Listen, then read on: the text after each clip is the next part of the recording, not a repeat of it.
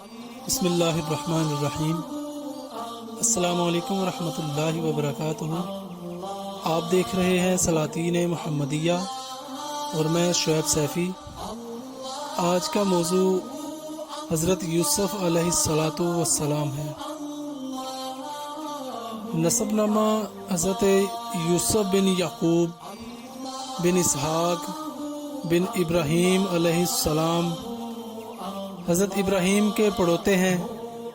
اور ان کی والدہ کا نام راحیل بنت لابان ہے۔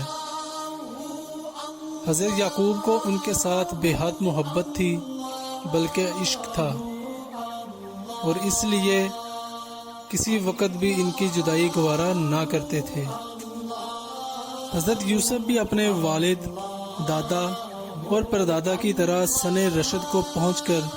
خدائے برتر کے جلیل القدر پیغمبر بنے اور ملت ابراہیمی کی دعوت و تبلیغ کی خدمت سر انجام دی۔ یہی وجہ ہے کہ ابتدائی زندگی ہی سے ان کی دماغی اور فطری استعداد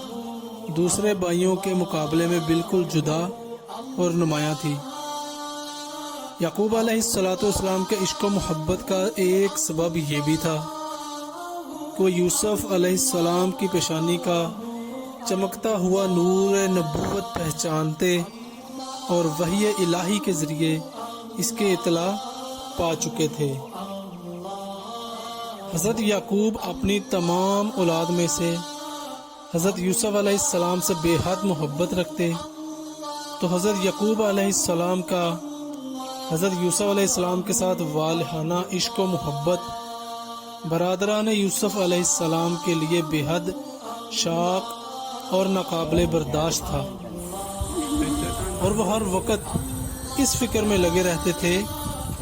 کہ یا حضرت یعقوب علیہ السلام کے دل سے اس کی محبت کو نکال ڈالیں، یا پھر یوسف ہی کو اپنے راستے سے ہٹا دیں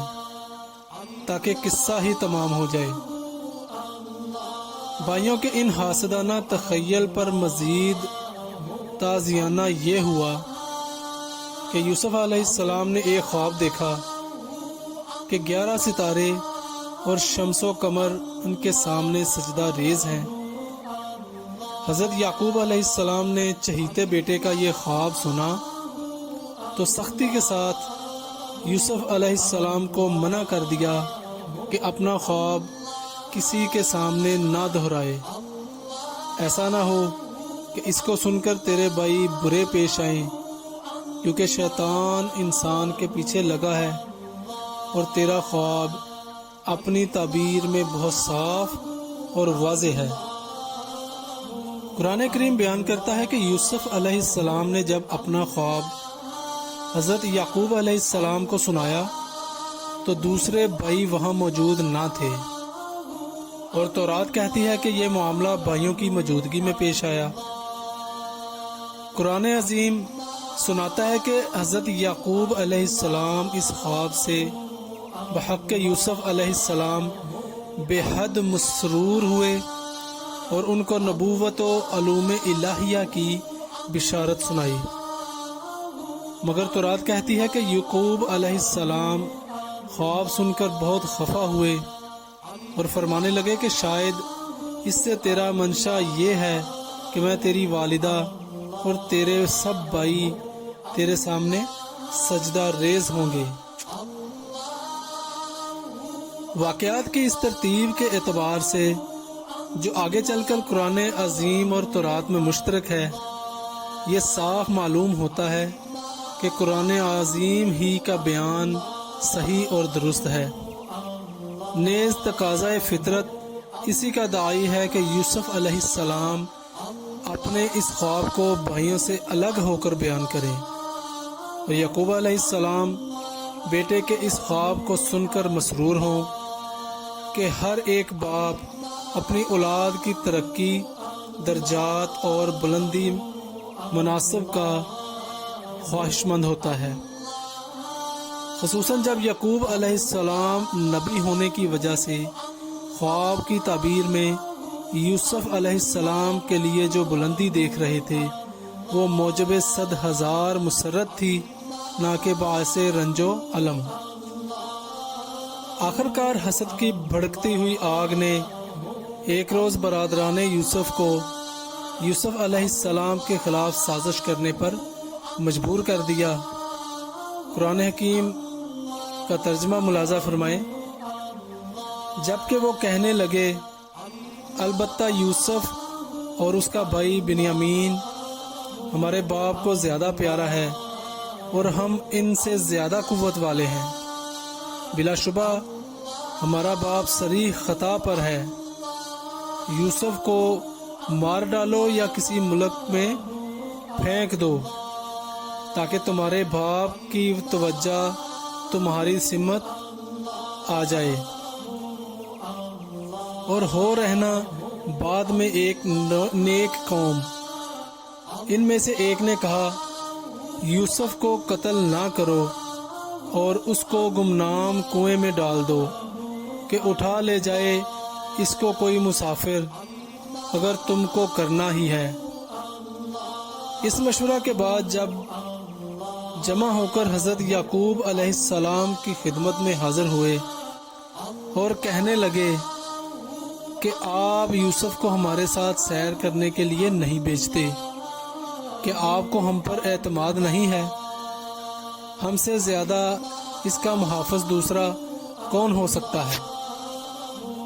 حضرت یعقوب علیہ السلام سمجھ گئے کہ ان کے دلوں میں کھوٹ ہے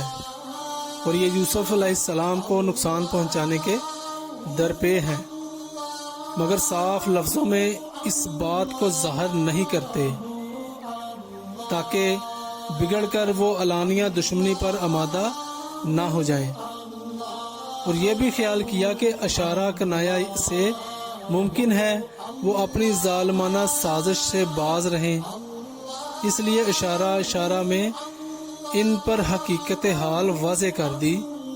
کہ واقعی مجھ کو یوسف کے بارے میں تم سے اندیشہ ہے۔ قرآن مجید میں اس طرح بیان کیا گیا ہے کہ یعقوب علیہ السلام نے کہا مجھے اس سے رنج اور دکھ پہنچتا ہے کہ تم اس کو اپنے ساتھ لے جاؤ، اور مجھے یہ خوف ہے کہ اس کو بھیڑیا کھا جائے اور تم غافل رہو۔ تو برادران یوسف نے یہ سن کر بیک زبان کہا اگر کھا گیا اس کو بھیڑیا جبکہ ہم سب طاقتور ہیں تو بلا شبہ ایسی صورت میں تو ہم نے سب کچھ گنوا دیا۔ اس جگہ تورات کا بیان یہ ہے کہ حضرت یعقوب نے خود اپنے حکم سے یوسف کو اس کے بھائیوں کے ساتھ جنگل میں کھیلنے کودنے کے لیے بھیجا تھا، مگر آگے کے واقعات خود تورات کے بیان کی تغلیط کرتے ہیں۔ غرض برادران یوسف علیہ السلام کو جنگل کی سیر کرانے کے بہانے لے گئے اور مشورہ کر کے ایک ایسے کنویں میں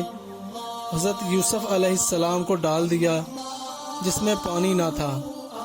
اور وہ عرصہ سے خشک پڑا تھا، اور واپسی میں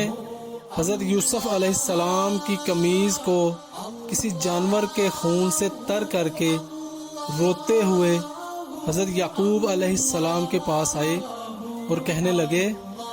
کہ اے باپ،